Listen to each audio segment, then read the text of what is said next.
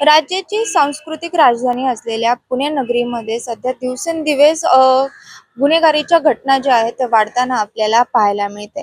काल परवापर्यंत कोयता घेऊन दहशत माजवणारे सराईत गुन्हेगार आता हवेत गोळीबार करायला लागलेले आहेत.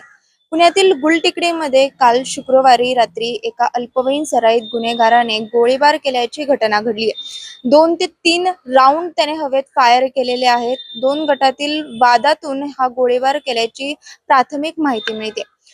पोलिसांनी दिलेल्या माहितीनुसार 2 गटात वाद झाला आणि दहशत पसरवण्याच्या उद्देशाने या अल्पवयीन सराईत गुन्हेगाराने हवेत 2 ते 3 राऊंड फायर केले. या गोळीबारामध्ये सुदैवाने कुणीही जखमी झालेलं नाहीये. परंतु ही संपूर्ण घटना कळताच पोलीस जे आहेत ते घटनास्थळी दाखल झालेत. अल्पवयीन सराईत गुन्हेगारावरती गुन्हा दाखल करण्यात आलेला आहे आणि त्याचा शोध देखील सध्या सुरू आहे.